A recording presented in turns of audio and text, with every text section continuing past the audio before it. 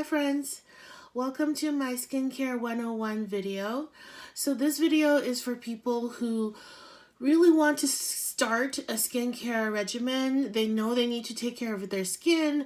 They're not super happy with the way their skin looks, but they don't know where to start.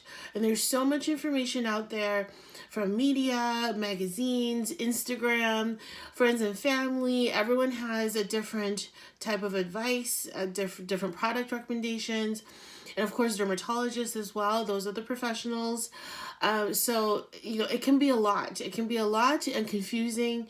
And I'm here to kind of demystify all of that. Now, disclaimer, I am not a esthetician or a dermatologist. I am simply a skincare enthusiast. I do work for Beauty Counter, and I have helped lots of my clients and myself achieve better skin. So for anyone who has, specific medical skin conditions, I do urge you to seek the advice of a dermatologist. This is just what has worked for me and for my clients. Okay, let's get right into it. So in order to set up a skincare system for you that's customized for your needs, I believe there's 5 steps to go through, 5 simple steps.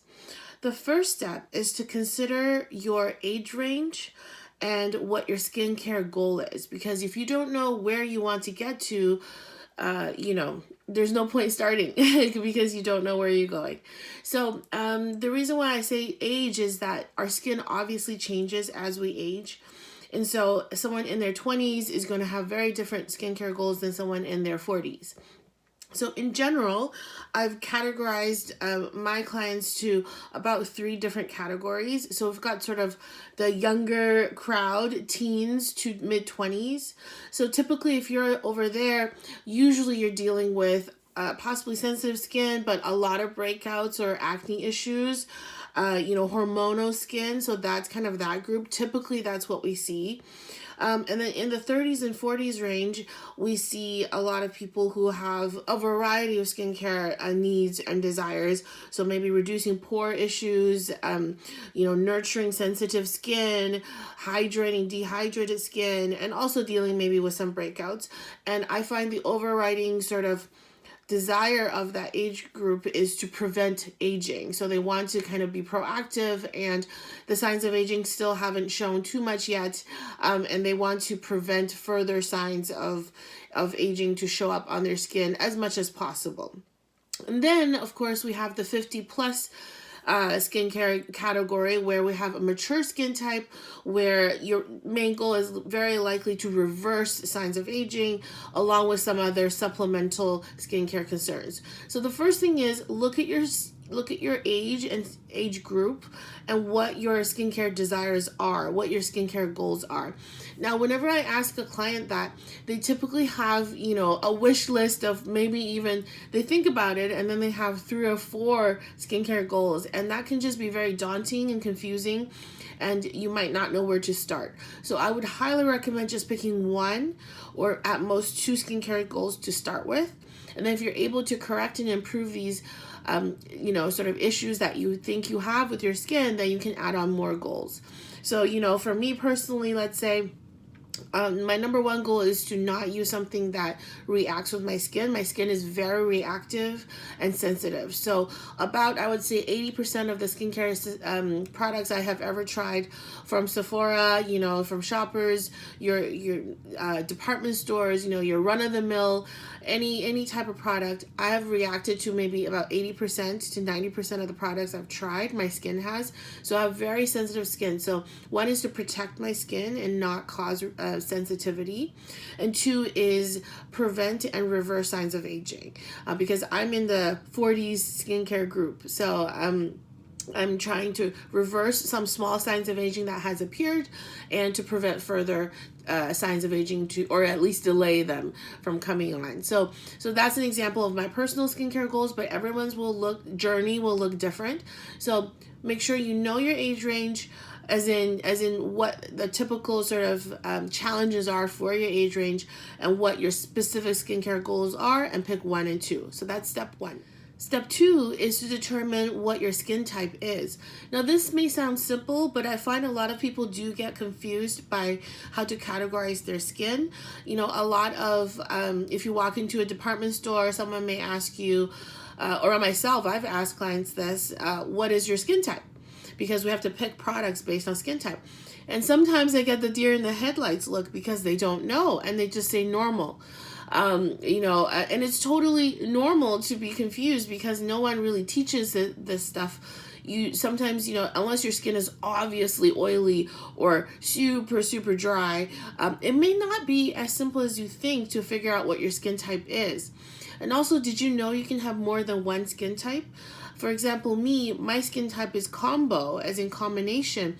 So I'm oily up here in the T-zone and then dry on the cheeks. But in addition to that, I also have a sensitive skin type. So I'm sensitive and also combination skin. So I have those two sort of markers for my skin type. You can even have 3. You know, I tend to get a lot of redness around my nose and my cheek area, especially during the winter time when the cold really restricts the blood vessels in my skin. And so maybe I would even add on prone to redness. Some people have more major redness, which would be categorized as rosacea. So there are so many different types of skin and skin conditions and types. It really is worth it to figure out what your skin type is before you craft a skincare regimen for your skin. And how do you do that? I will go in depth in another video, and I'll link it in the description box below on how exactly to find out what your skin type is on your own. And I'll give you sort of some tips and tricks on how to figure that out. Step 3 is to start simple.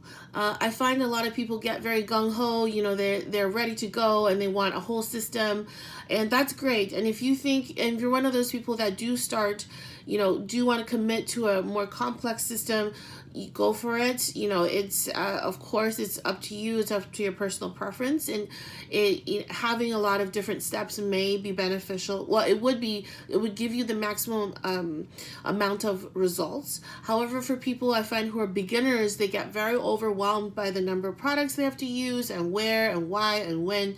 So I get a lot of those questions, which are totally reasonable and expected. So what I would say is to start simple. Very simple. Start with a cleanser and a moisturizer.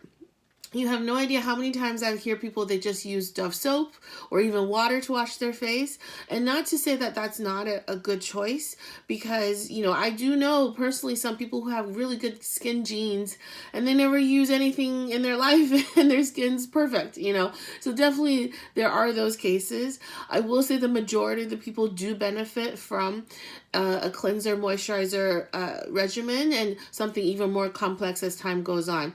Skin, you know, if you are taking care of your skin with products, it does tend to show in a positive way. So very simple. Once you know your skin type, you can choose the different cleansers that would fit your skin type. So me personally, I use an oil cleanser to remove my makeup, and then I use a foaming cleanser to do what's called a double cleanse. So I do double duty and get my skin extra squeaky clean with those 2 types of products, and those suit my skin type. So it really depends on what your skin type is, and once again, what your day-to-day life is. If you don't wear makeup every day like I do, you don't need the first step of the oil cleanser. Although some people do use oil cleansing just to get rid of the dirt and sort of environmental stressors that are on their skin during the day. So you don't have to use the oil cleanser just to remove makeup. But if you don't wear makeup, that can probably just be a 1-step cleanser for you. Whereas for me, I need a 2-step cleanser because I wear a lot of makeup, so I need to remove the makeup first and then cleanse the skin. So things like that, very individual. Pick a cleanser that's good for your skin type, and then pick a moisturizer that's meant for your skin type. And I'll do a deep dive on cleansers and moisturizers as well in subsequent videos, and I'll link them below. This is an overview look of the different steps you would want to go through to build your own regimen, and I'll reference you to each video so that you can get more in-depth information. And by the end of all the videos, you will be an expert in your own skin and your own regimen. So step number 4 is, Once you're comfortable with just doing cleanser, moisturizer morning and night, I often get that question too. Do I have to wash my face in the morning? In fact, indoor air quality is worse than outdoor air quality. So during the night, you have a lot of oxidants that are attacking your skin.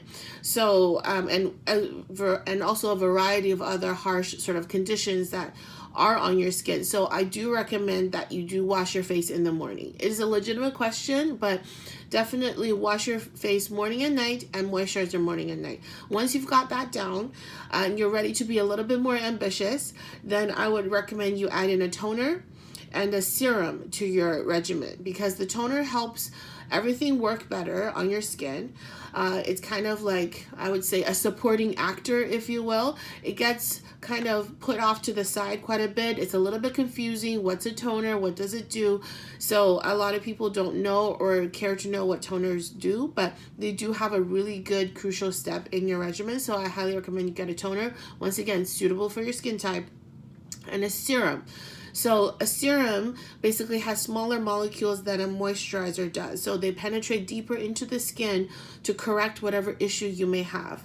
So for myself, my issue is, well, I have a few, just like maybe some of you, but one of my major ones is brightening. So my skin tends to be duller and age spots are starting to come up, sunspots are starting to come up. So I need a vitamin C serum to correct pigmentation and also to prevent pigmentation. So that's something I personally would use for my serum. That would be my choice, but it entirely depends on you. If your skin's extra dehydrated, perhaps you want to use a serum to add an additional layer of hydration to your skin. So things like that. It really depends on your personal skincare goals, but a toner and serum would be the next steps that you would do. So step 1 would be cleanser, step 2 would be toner, step 3 would be serum, and step 4 would be moisturizer.